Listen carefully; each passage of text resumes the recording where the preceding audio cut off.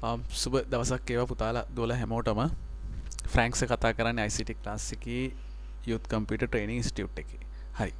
අපි 11 වසර අන්තිම පාඩමේ තොරතුරු තාක්ෂණය හා සමාජය කියන මාතෘකාවේ හතරවෙනි කොටසේ තමයි නැත්නම් හතරවෙනි chapter එක තමයි අද කතා කරන්න තියෙන්නේ. right මොනවද කියලා අහනවා. write down some of the popular virus protection software that can be installed on a computer. Computer එකට ඉන්ස්ටෝල් කරන්න පුළුවන් වෛරස් ගාඩ් එකකට උදාහරණ මොනවද කියලා අහන්නේ. right. ගොඩාක් උදාහරණ දෙන්න පුළුවන්. අපි කලිනුත් කතා කරා වෛරස් ක්ලීන් කරනවා කියන්නේ මොකක්ද කියලා. වෛරස් ස්කෑනින් software එකකින් කරන්නේ කම්පියුටර් එකේ වෛරස් ක්ලීන් කරන එක. right. එහෙනම් මොනවද මේ for an examples මොනවද මේ virus scanning program එහෙම නැත්නම් antivirus program කියලා කියනවා මේවා. Avara antivirus, Avast, K7, Digital Defender, Norton, Kaspersky, Panda, Microsoft Security Essential, Norton, Bitdefender, McAfee. මේ ගොඩක් තියෙනවා. මේ අතරින් ඔබ කීපයක් මතක තියාගන්න. හරි. අපි යමු ඊළඟ ස්ලයිඩ් එකට.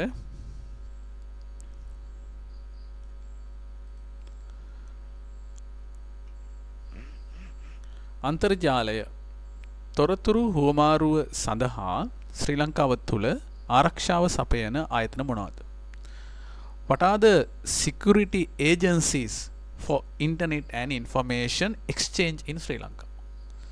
right. ලංකාවේ ICT සම්බන්ධව responsibility එක ගන්න කවුද? නහරි එක issue එකක් આવොත් අපි කාටද කියන්නේ? එහෙම නැත්නම් මේ සඳහා development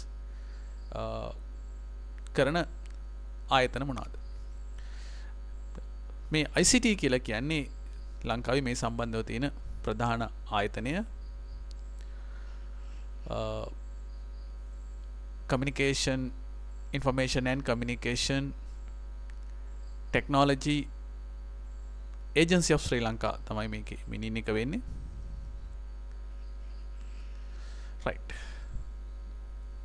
එතකොට ශ්‍රී ලංකා හදිස්සි පරිගණක සූදානම් සංසදය Institute for Information Security of Sri Lanka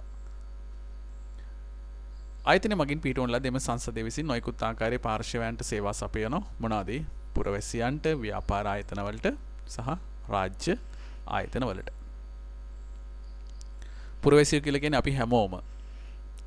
ව්‍යාපාර ආයතන කියලා අදහස් කරන්නේ බිස්නස් රෙජිස්ටර්ඩ් කරලා තියෙන බිස්නස් වලට මොනවාද දෙන්න තියෙන සර්විසස් එයාලගේ. ඊළඟට රාජ්‍ය ආයතනවලට රාජ්‍ය ආයතනවල කටයුතු පවත්වන් යන්න ICT කොහොමද ඇප්ලයි කරන්න කියන එක තමයි එයාලා දෙන සොලියුෂන්ස්. මේ දවස්වල සෑහෙන වැඩ කොටසක් ඒගොල්ලන් කරනවා මේ කොවිඩ් එකත් එක්ක.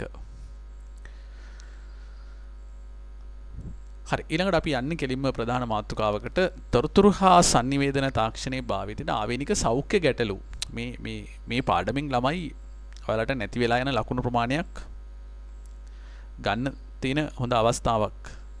ගොඩක් පාඩම් කරන්න නැතුව අපිට එදිනෙදා ජීවිතයේදී පාවිච්චි වෙන ප්‍රැක්ටිකල් ලෙසන් එකක් විදිහට තමයි මම මේක දකින්නේ. health issues මොනවාද? health issues related to use of information and communication technology. අපි මේ ICT පාවිච්චි කරාම අපිට එන මොනවාද මේ ලෙඩ රෝග? මාංශ පිස්ස අස්ථි ආශ්‍රිත ගැටලු. මේක වටත් තියෙනවා. නොනවත්තා පරිගණක භාවිතය නිසා ශරීර විවිධ ස්ථානයේ මාංශ පේශිවල හා අස්ථිවල වේදනා ඇතිවීම. මේට ප්‍රධානම හේතු සාධකය වන්නේ පරිගණකේ භාවිත කිරීමේදී වැරදි ඉරියව්වෙන් සිටීම. අපි හරියට ඇන්ගල් එකට වාඩි වෙන්නේ නැතුව නේද? පුටුවේ වුණත් හරියට වාඩි වෙන්නේ නැතුව තමයි අපි පාවිච්චි කරන්නේ කම්පියුටර් එකක්. ඒතර මේකත් එක්ක කාලයක් මේකේ වැඩ කරලා මේ කොන්දේ කැක්කොන් එහෙම එනවා. ඒක තමයි මේ කියන්නේ. Non-stop use of computer can bring about pain in different muscles and bones of the human system. The main reason for this is the wrong posture taken with the use of the computer. අපි හරි ඉරියව්වෙන් නැතුව මේ පරිගණක පාවිච්චි කිරීම නිසා අපිට මාංශ පේශි ආශ්‍රිත ගැටලු වෙන්න පුළුවන්. right. ඊළඟට එන්න තව එකක් තමයි පුනර්වර්ති ආතති පීඩාව. RSI repetitive stress injury එකක්. right. කොහොමද මේකේ රෝග ලක්ෂණ වෙන්නේ උරහිසේ සිට ඇඟිලි දක්වා ඇතිවන වේදනා. එම ස්ථානවල ඉදම තද ගතිය වේදනාව මවුස් එක සඳහා ආත්ලේ හා මෙහා කරන අපහසු බව මෙහි ලක්ෂණය. ඉතින් පැය 8ක් 10ක් 12ක් එක දිගට අවුරුදු ගාණක් වසර කීපයක් වැඩ කරද්දී මේ වගේ අපිට ආතති ඇති වෙනවා. Repetitive stress injury is the pain extending from the shoulder to the fingers of the body.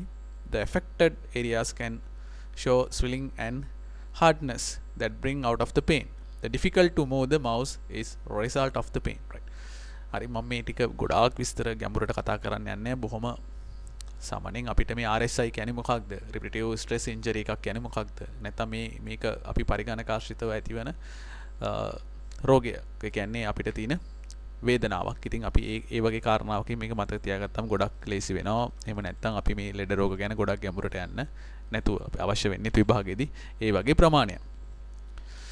කපාල දෝනා සහ ලක්ෂණය CTS carpal tunnel syndrome. right.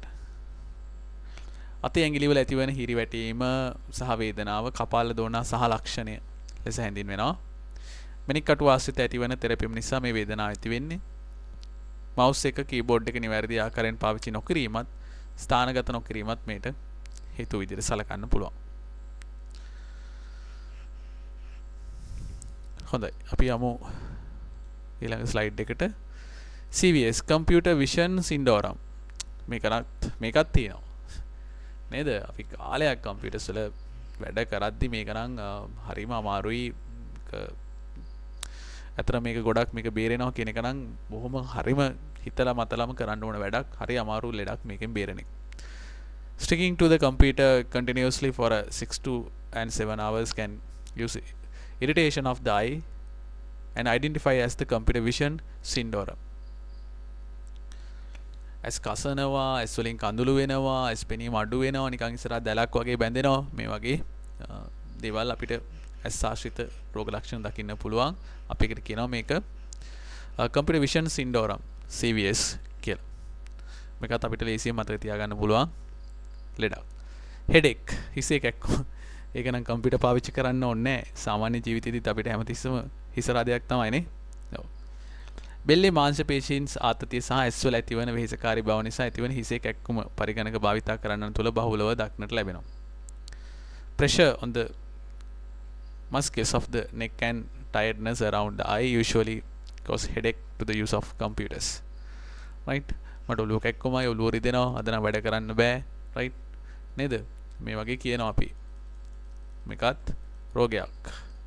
ඊළඟට ස්ට්‍රෙස් එක නේද? අපි හැමතිස්සෙම ස්ට්‍රෙස් එකේ ඉන්නේ. කම්පියුටර් පාවිච්චි කරත් ස්ට්‍රෙස් එකේ ඉන්නේ නැතත් ස්ට්‍රෙස් එකේ ඉන්නේ නේද? දැන් මේ දවස්වල ඔයගලන්ට හොඳටම තේරෙනවා ඇති නේද? ඔයාලට වඩා ගෙදර අයට තේරෙනවා ඔයගලන්ගේ ස්ට්‍රෙස් එක නේද? කෑ ගහනවා නේද? ළඟින් ගියත් වැරදි නේ. ඔව්. කම්පියුටර් එක වැඩ කරන්න එපා කිව්වත් බැනුම් අහනවා නේ. ෆෝන් එක පාවිච්චි කරන්න එපා කියලා හැමතිස්සෙම ෆෝන් එක යූස් කරනවාද කියලා අම්මලා තාත්තලා ඇහුවමත් නේද? ඒගොල්ලොත් බැනුම් අහනවා ඔයාලගේ ස්ට්‍රෙස් එකින්ද. හරි.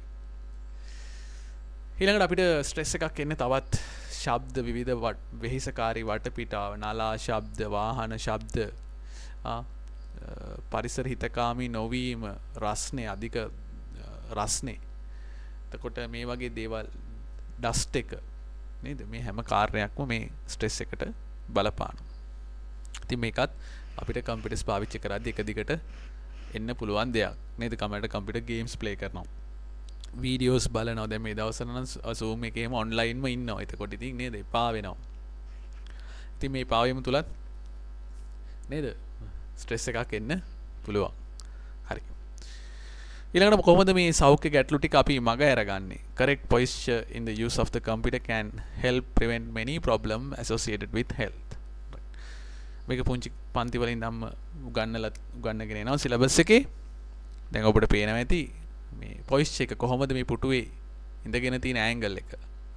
මවුස් එක ඊළඟට මොනිටර් එකයි ඇස් අතර තියෙන දුර ප්‍රමාණය. ඒතර මේ දේවල් එක්ක අපිට පුළුවන් අවම කරගන්න අපිට තියෙන මේ විවිධ ලෙඩ රෝග පරිගණක ආශ්‍රිතව. හරි. Keeping the computer on the suitable table at eye level or little low චුට්ටක් විතර පහලින් සෙට් කරලා තියන්න ඕනේ. මෙන්න මේ S මට්ටමේ ඉඳලා පරිගණකයේ මොනිටර් එක. පරිගණකයේ තිරය සහ ඇස අතර පරතරය අඟල් 18ත් 28ත් සෙන්ටිමීටර් නම් 45ත් 70ත් අතර. The distance between the computer screen and the eye to be 18 to 28 inches or 45 to 70 centimeters. ඊළඟට මේ තුන්වෙනි කාරණාව අපි ඇල්ල වෙලා ඇද්ද වෙලා හිම තමයි ඉන්නේ නේද? පුටු ඇඳර හේතු වනසේ පිට කොන්ද කෙලින් තබා උර හිස සැහැල්ලුවෙන් තැබේ. Keeping the user back straight against the back of the chair and keeping shoulders relaxed. ඊළඟට කකුල් පොළවට ලම්බකවද පතුල් පොළව මතද සැහැල්ලුවෙන් තබා ගැනීම. කවදාවත් කරන්න නැති වැඩක් නේ. කකුල් දෙක උඩ පුටුව උඩ නේද? විවිධ ඉරියව් නේද? ලස්සන ඉරියව් තියෙනව නේද? Keeping legs vertical to the ground with the sole flat on the surface. ඊළඟට මූසිකය නැත්නම් මවුස් එක කීබෝඩ් එක ආසන්නයේ තබා ගැනීම සැහැල්ලුවෙන් යතුරු ලියනිය කිරීම මැණික් කටු එක් ස්ථානයක සිර කර නොසිටීම යතුරු පූර්ව වැලිමිට කෙලින් හෝ ඊට පහතින් හෝ ස්ථානගත කිරීම ආදී නිවැරදි ඉරියව් අනුගමනය කිරීම. ඒතර මේවා අපිට කරන්න පුළුවන් දේවල්. හැබැයි අපි මේ ගැන තියෙන අවධානය විශේෂයෙන් අවධානය අඩුයි. අපිට වේදනාවක් ආවම තමයි මෙහෙම ඉන්න ඕන කියලා මතක් වෙන්නේ. ඉතින් වේදනාව නැති වෙනවත් එක්කම ඒකත් අපිට අමතක වෙලා යනවා. ප්‍රශ්නයක් අහලා තියෙනවා what are the activities that can prevent computer related health problems? අපි කොහොමද මේක මඟ අරවා ගත යුතු වෙන්නේ? අපිට පුළුවන් මේකේ කම්පියුටර් මොනිටර් එකේ ලයිටිංగ్ ඇඩ්ජස්ට් කරගන්න පුළුවන්. කලර් ඇඩ්ජස්ට් කරගන්න පුළුවන් ඒ තියෙන ස්විචස් වලින්. නැත්නම් software එකක් third party software එකක් දාලා අපිට මේ වැඩේ කරගන්න පුළුවන්. drive එක හරහා VGA කාඩේ drive එක හරහා අපිට මේක කරගන්න පුළුවන්. ඊළඟ හැමතිස්සෙම මොනිටර් එකටම ඇස් යොමු කරගන්න නැතුව පොඩක් වටපිට බලන්න පුළුවන්. වැඩ කර විනාඩි 10ක් 12ක් විතර වැඩ කළා පොඩක් වටපිට බලන ඇස් වලට පොඩි එක්සර්සයිස් එකක් විදියට. ඊළඟ විනාඩි 15න් 20න් වගේ පොඩි ෂෝට් බ්‍රේක් එකක් ගන්නවා. පොඩ නැගිටලා යනවා වතුර එකක් බොනවා. ඉඳි චුටක් වෙලා ඉන්නවා. බාහිර පරිසරය දිහා පොඩක් බලන් ඉන්න පුළුවන්.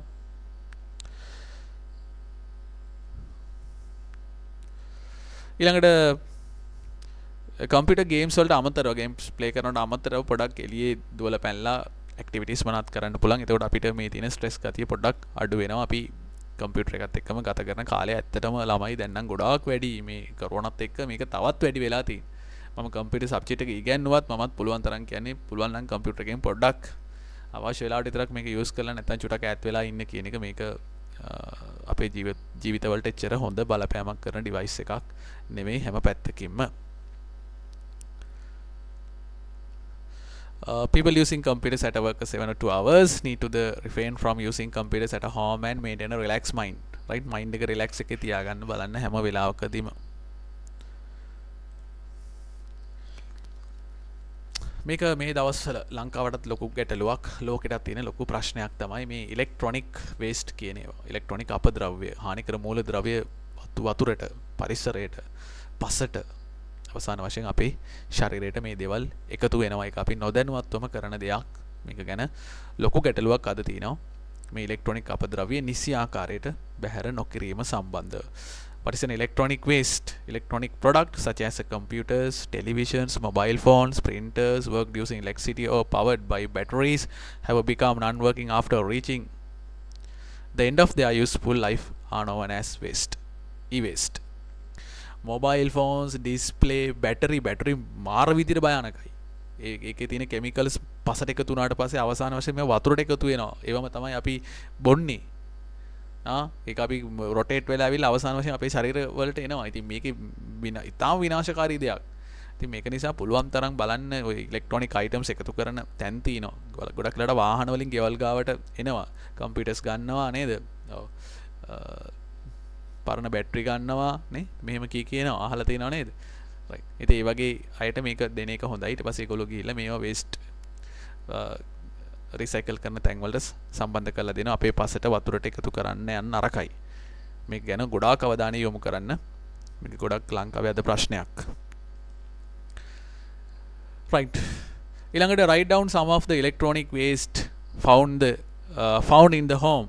ගෙදර අපි පාවිච්චි කරන මොනවද මේ ඉලෙක්ට්‍රොනික අපද්‍රව්‍ය වලට උදාහරණ? mouse, keyboard and other electronic devices. Personal electronic devices, television, CFL bulb, අපි හිතන්නේම නෑ. mobile phones, audio video equipment නේද hand free එකක් කරන ටක් ගාලා කුණු කොට දානවා නේ චාර්ජර් එක පිච්චුණාත් ඒක කුණු ගොඩේ අවසානයේ කුණු පුච්චපු ගමන් නේද විෂ ද්‍රව්‍යයක් තමයි අපේ පරිසරයට එකතු වෙන්නේ scanners and copy photocopy machines right ඊළඟට ඒවයි toners cartridges මේ හැම දෙයක්ම අයිති වෙන්නේ මේ electronic අපද්‍රව්‍ය විදියට